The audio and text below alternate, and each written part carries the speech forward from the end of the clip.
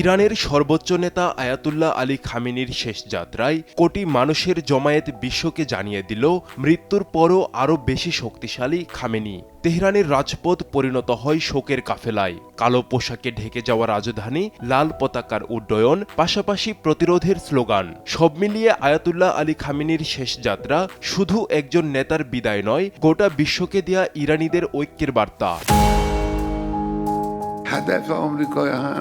Ayatollah Ali Khamenei শুধু একজন ধর্মীয় ব্যক্তিত্ব ছিলেন না, ইরানের রাজনৈতিক কাঠামোতে সর্বোচ্চ নেতা এমন একটি পদ যার হাতে সামরিক, নিরাপত্তা, বিচার ও কৌশলগত সিদ্ধান্তের চূড়ান্ত কর্তৃত্ব কেন্দ্রীভূত থাকে।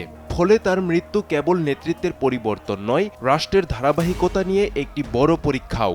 দীর্ঘ কয়েক দশক ধরে তার নেতৃত্বে ইরান একদিকে পশ্চিমা নিষেধাজ্ঞা, অন্যদিকে আঞ্চলিক সংঘাতের মধ্যেও নিজস্ব কৌশল গড়ে তোলে। সমর্থকদের কাছে তিনি ছিলেন প্রতিরোধের প্রতীক, সমালোচকদের কাছে তিনি ছিলেন কঠোর রাষ্ট্র ব্যবস্থার রূপকার। এই দুই ভিন্ন মূল্যায়নের মধ্যেও তিনি ছিলেন মধ্যপ্রাচ্যের অন্যতম প্রভাবশালী রাজনৈতিক ব্যক্তিত্ব। তেহরানের রাজপথে মানুষের ঢল কেবল আবেগের বহিঃপ্রকাশ হিসেবে দেখলে পুরো চিত্র ধরা পড়ে না। রাষ্ট্রবিজ্ঞানীরা মনে করেন এ ধরনের অনুষ্ঠান জাতীয় সংহতি প্রদর্শনেরও একটি উপায়। বিশাল জনসমাগমের মাধ্যমে একটি রাষ্ট্র অভ্যন্তরীণ ঐক্যের বার্তা যেমন দেয়, তেমনি আন্তর্জাতিক পর্যায়েও দেখাতে চায় যে নেতৃত্বের পরিবর্তন হলেও রাষ্ট্রের কাঠামো অটুট রয়েছে। শেষ যাত্রার প্রতিটি ধাপ, গ্র্যান্ড মুসাল্লা থেকে শুরু করে বিভিন্ন শহরে শোকযাত্রা, সেই ধারাবাহিকতার প্রতীক হিসেবেই উপস্থাপিত হয়েছে।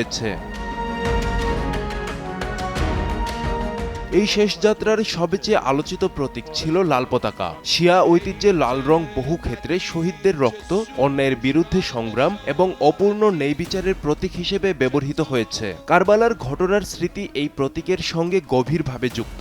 ইরানের সরকারি প্রচারে কালো ও লাল এই দুই রং পাশাপাশি ব্যবহার করা হয়েছে। কালো শোকের প্রতীক আর লাল সংগ্রাম ও প্রতিরোধের প্রতীক। এই দুই রঙের সমন্বয়ে তেহরান এমন একটি বয়ান তৈরি করতে চেয়েছে যেখানে শোককে শুধু অতীত স্মৃতি হিসেবে নয়, ভবিষ্যতের অঙ্গীকার হিসেবেও তুলে ধরা হয়। খামেনির শেষ যাত্রায় বারবার কারবালার প্রসঙ্গ এসেছে। কারবালার ইতিহাস শিয়া মুসলিমদের কাছে শুধু একটি যুদ্ধের স্মৃতি নয়, এটি ন্যায় বিচার, আত্মত্যাগ এবং অন্যায়ের বিরুদ্ধে অবস্থানের প্রতীক। ইরানি কর্তৃপক্ষের বিভিন্ন প্রতীক ও স্লোগানে সেই ঐতিহাসিক স্মৃতিকে বর্তমান রাজনৈতিক ভাষার সঙ্গে যুক্ত করার চেষ্টা দেখা যায়। এর উদ্দেশ্য ছিল একটি পরিচিত ধর্মীয় প্রতীককে জাতীয় পরিচয় ও রাজনৈতিক অবস্থানের সঙ্গে এক সূত্রে গাঁথা।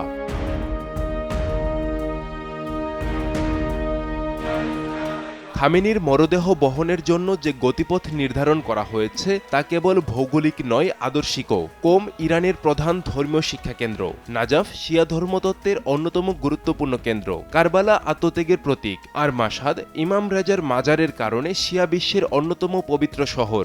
এই চারটি স্থানকে একই শোকযাত্রার অংশ করা মানে শিয়া ঐতিহ্যের প্রধান কেন্দ্রগুলোকে একটি ধারাবাহিক প্রতীকের রূপ দেয়া। বিশ্লেষকদের মতে এর মাধ্যমে ইরান তার ধর্মীয় পরিচয় এবং আদর্শিক উত্তরাধিকারকে আরও জোরালোভাবে তুলে ধরার চেষ্টা করেছে। নেতৃত্বের পরিবর্তনের পর সবচেয়ে বড় প্রশ্ন, রাষ্ট্রের ধারাবাহিকতা কিভাবে বজায় থাকবে। মুস্তফা খামেনির সামনে দুটি বড় চ্যালেঞ্জ রয়েছে। প্রথমত, অভ্যন্তরীণ রাজনৈতিক স্থিতিশীলতা, দ্বিতীয়ত আঞ্চলিক উত্তেজনার মধ্যে ইরানের কৌশলগত অবস্থান ধরে রাখা। নতুন নেতৃত্বকে একদিকে জনগণের প্রত্যাশা, অন্যদিকে আন্তর্জাতিক চাপ, দুই দিকই সামলাতে হবে। ফলে তার প্রথম কয়েকটি সিদ্ধান্তই ভবিষ্যৎ রাজনীতির দিক নির্ধারণে গুরুত্বপূর্ণ হয়ে উঠতে পারে। প্রতিটি রাষ্ট্র বড় রাষ্ট্রীয় অনুষ্ঠানকে একটি কূটনৈতিক মঞ্চ হিসেবেও ব্যবহার করে। বিভিন্ন দেশের প্রতিনিধিদের উপস্থিতি, আনুষ্ঠানিক শ্রদ্ধা নিবেদন এবং ধারাবাহিক রাষ্ট্রীয় আয়োজনের মাধ্যমে ইরান দেখাতে চেয়েছে যে নেতৃত্বের পরিবর্তন সত্ত্বেও রাষ্ট্র পরিচালনার কাঠামো অব্যাহত রয়েছে। একই সঙ্গে দেশটির সরকারি বক্তব্যে প্রতিরোধ, সার্বভৌমত্ব এবং জাতীয় ঐক্যের বিষয়গুলো বিশেষভাবে গুরুত্ব পেয়েছে। এ ধরনের বার্তা শুধু অভ্যন্তরীণ রাজনীতির জন্য নয়, আন্তর্জাতিক সম্পর্কের ক্ষেত্রেও তাৎপর্য বহন করে। ইতিহাসে বহুবার দেখা গেছে রাষ্ট্রনেতাদের শেষ যাত্রা রাজনৈতিক বার্তা বহন করে। কোনো দেশে জাতীয় ঐক্যের প্রতীক, কোথাও ক্ষমতার ধারাবাহিক ঘোষণা, আবার কোথাও আদর্শিক অবস্থানের পুনঃপ্রতিষ্ঠা। এই আয়োজনেও একই ধরনের একাধিক স্তর দেখা যায়। একদিকে ধর্মীয় প্রতীক, অন্যদিকে রাষ্ট্রীয় আনুষ্ঠানিকতা, একদিকে আবেগ, অন্যদিকে কূটনৈতিক বার্তা। সব মিলিয়ে এটি ছিল বহুস্তরীয় একটি রাজনৈতিক ঘটনা। ইতিহাস এই শেষ যাত্রাকে শুধু একজন নেতার বিদায় হিসেবে মনে রাখবে না, মনে রাখবে একটি রাষ্ট্র কিভাবে শোককে রাজনৈতিক ভাষায় রূপ দিয়েছিল, কিভাবে ধর্মীয় প্রতীককে জাতীয় পরিচয়ের সঙ্গে যুক্ত করেছিল, কিভাবে নেতৃত্বের পরিবর্তনের মুহূর্তকে রাষ্ট্রের ধারাবাহিকতার প্রদর্শনীতে পরিণত করেছিল। শহীদ খামেনি এমন এক রাজনৈতিক উত্তরাধিকার রেখে গেছেন যার প্রভাব বহু বছর ধরে মধ্যপ্রাচ্যের রাজনীতি, নিরাপত্তা ও কূটনীতিতে আলোচনার বিষয় হয়ে থাকবে। লাল পতাকার নিচে শেষ হওয়া এই শোকযাত্রা তাই শুধু অতীতের স্মৃতি নয়, এটি ভবিষ্যতের প্রশ্নও।